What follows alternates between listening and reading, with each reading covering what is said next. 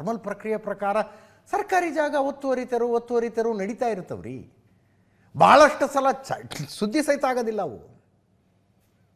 ಅಲ್ಲಿ ಮುಸ್ಲಿಮರು ಮನೆ ಕಟ್ಟಿಕೊಂಡಿದ್ದರಿಂದ ಸುದ್ದಿ ಆಯ್ತು ಅಷ್ಟೇ. ಈಗ ಅದು ಬೇರೆ ಯಾರಾಗಿದ್ರೂ ಸುದ್ದಿನೂ ಆಗ್ತಿರ್ಲಿಲ್ಲ.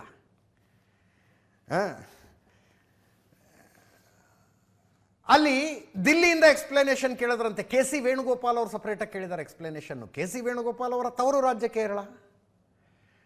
ಕೇರಳದಲ್ಲಿ ಈ ಸಲ ಕಾಂಗ್ರೆಸ್ ಅನ್ನು ಒಳಗೊಂಡಿರುವ UDF ಮೈತ್ರಿ ಅಧಿಕಾರಕ್ಕೆ ಬರುವ ಸಾಧ್ಯತೆಗಳು ಸ್ಪಷ್ಟ ಇದೆ ಅಂತ ರಾಜಕೀಯ ಪರಿಣಿತರು ಹೇಳ್ತಾ ಇದ್ದಾರೆ.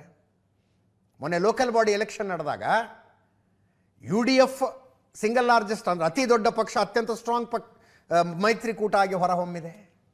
ಕೆ ಸಿ ವೇಣುಗೋಪಾಲ್ ಅವರು ಕೇರಳದ ಮುಖ್ಯಮಂತ್ರಿ ಆಗಬೇಕು ಅಂತ ತಯಾರಾಗ್ತಾ ಇದ್ದಾರೆ. ಇಂಥ ಸಂದರ್ಭದಲ್ಲಿ ಕರ್ನಾಟಕ ಗೌರ್ಮೆಂಟ್ ಮುಸ್ಲಿಮರ ವಿಷಯದಲ್ಲಿ ಏನೋ ಒಂದು ಮಾಡಿಟ್ಕೊಂಡು ಕೇರಳದಲ್ಲಿ ಮುಸ್ಲಿಮರು ಸಿಟ್ಟಿಗೆದ್ದು ಕಾಂಗ್ರೆಸ್ಸಿಗೆ ವೋಟ್ ಹಾಕಲಿಲ್ಲ ಅಂದರೆ ಅನ್ನೋ ಟೆನ್ಷನ್ನು. ಅವರು ಫೋನ್ ಮಾಡಿ ಸ್ಪಷ್ಟೀಕರಣ ಕೇಳಿದ್ರು, ಏನು ಮಾಡಿಟ್ಟಿದ್ದೀರಿ ಅಲ್ಲಿ ಅಂತ. ಒಂದು ಒಳ್ಳೆಯದೇನಪ್ಪ ಅಂದರೆ ಸ್ಟೇಟ್ ಗೌರ್ಮೆಂಟ್ ಸ್ಟ್ಯಾಂಡ್ ಕ್ಲಿಯರ್ ಇದೆ, ಏನೂ ತಪ್ಪು ಮಾಡಿಲ್ಲ ನಾವು ಅಂತ. ಸರ್ಕಾರಿ ಜಾಗವನ್ನು ಅಕ್ರಮವಾಗಿ ಒತ್ತುವರಿ ಮಾಡಿಕೊಂಡಿದ್ದವರನ್ನು ತೆರವು ಮಾಡಿದ್ದೇವೆ. ಸ್ಟೇಟ್ ಗೌರ್ಮೆಂಟ್ ಸ್ಟ್ಯಾಂಡ್ ಭಾಳ ಕ್ಲಿಯರ್ ಆಗಿದೆ.